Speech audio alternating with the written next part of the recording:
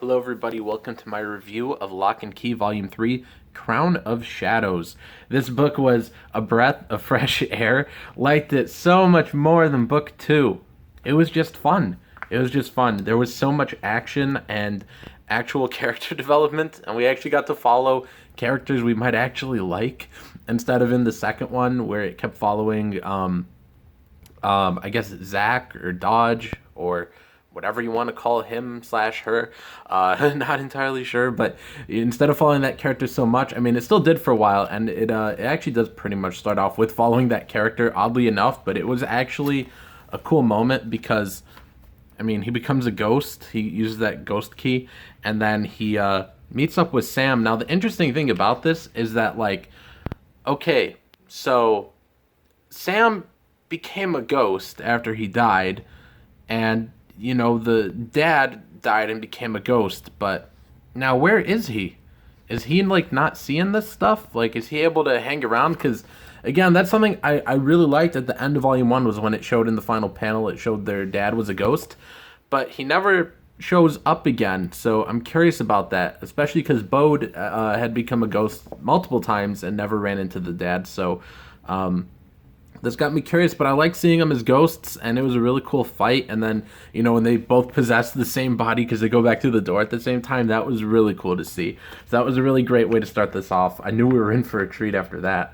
Eventually, it gets to a little bit more with, like, Kinsey and her friends, and I like her, and I like the whole, like, adventure they got into, like going underwater. Like, let me find some, well, underwater, I guess, also, but below ground. The intention wasn't to go below water. It's just they were exploring, like, this cave, and it takes them down, but then it's flooded, so it's a lot higher than her friends that aren't memorable say it typically is. And so, you know, she's looking for something that they said, like, oh, your dad carved his name into the wall or something, so she goes down to see, and then they got into a mess because stuff starts to collapse, and I was actually worried for her, outside of the fact that she's a main character, so I knew she'd survive, but there was a chance at least her friends would die, and it just got super interesting with, like, oh, are they actually gonna die? And I mean, they all made it out alive, but it was still a really fun part. It was just like a bunch of, like, actiony, just really good stuff, and of course that super creepy shot. And I think I forgot to preface this with it's a spoiler review, it says so in the title. I've had people, though, get mad at me when it says it in the title, and they're like, oh, I didn't know. So I got to say it here now. This is a spoiler review. But her friends are really boring, and, like, let me, let's see. I have a page number written down here, so I could skip to it and show you guys something. Let me see. It's on page 34. Let me find it. Here we go. So her friends, that they're not really memorable. They're all lame. Like, especially this dude that looks like he's 40. Like, let me, like, show you, like, this dude does not look like, what is he supposed to be? He's supposed to be like 16, 17. This dude looks like he's like 40. Bro, like, this does not look like a kid. And he's just so weird. He has the absolute worst dialogue. This is like the hello fellow teenagers meme. Like, let me read you this word bubble from this dude that looks 40, but he's supposed to be like 16.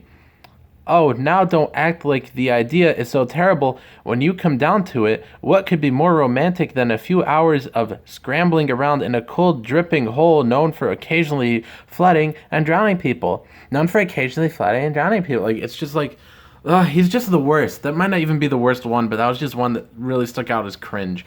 But no, I hate this dude. He's like, he looks like he's like 50. Like, I hate that. I hate that in movies when, like, the kid is supposed to be 16 and he or she is played by, like, a 29-year-old actor or actress, like, and I hate it that this dude is drawn to look like no, he is not in high school, no way. And, like, I don't know, they're just, the friends are just awful. Like, I just hate them. Like, they have no personality, they're just so bland. But I thought I would just point that out. But no, besides that, I mean, it was really good, especially, oh boy, when we get to, like, the shadows, like when Buddy uses the when he uses that key and he gets to this crown thing here.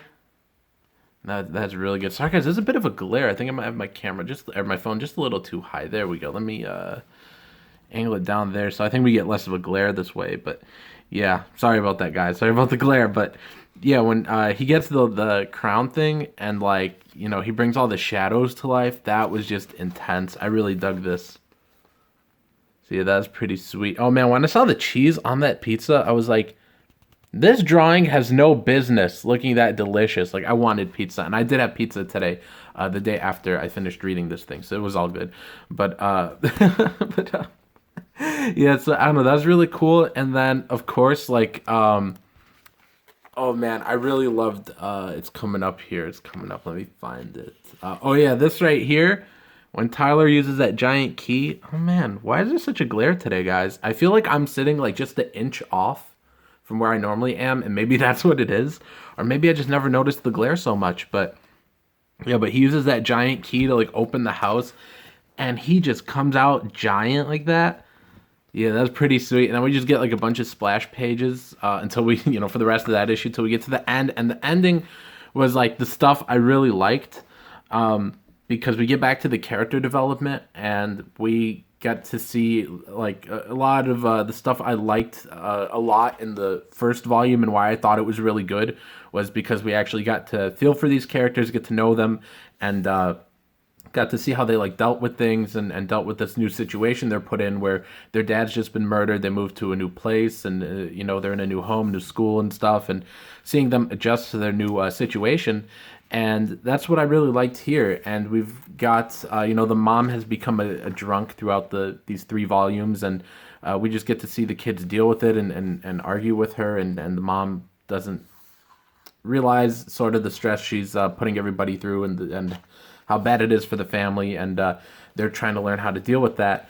And it got really interesting when she finds out that if she uses this key on this cabinet here, then if she puts things in it, it'll come out fixed. So she does that with that stool there, and she does it with some dishes and that cane and a few other things. And it was really sad when she puts the ashes in there. Oh boy, that was really sad. And so she freaks out. And I mean, I really liked how it ended too when the kids go to clean up the ashes and they find a key in it. So it's like, heck yeah, that's a really nice cliffhanger to lead you into the next volume. That's why I love. That's the kind of cliffhanger I like. I hate when the cliffhanger is like, haha, we did not resolve the plot, so now you have to pick up the next one. Like, in each one of these, the story is, you know, for the most part resolved. I mean, there's still those threads that go throughout all of them that you need to keep reading for, but for the most part, like, the main story is like resolved, and then they give you just a little bit, you know, to bring you into the next one. So that's what I really liked about this one. What a breath of fresh air after reading the second one, because I was not too big on the second one. I didn't hate it, but I didn't quite love it. This one I really liked as much as the first one. First one's the best, then this one, then the second one. So the book 4 review, I mean, I guess I'll get started on reading book 4 right after this video, and it'll probably be up shortly. I'm looking forward to getting through the series and then reviewing the show. And of course, if you guys like this video, you know, please like and subscribe and ring the bell, all that fun stuff. There's also the links to my books down in the description.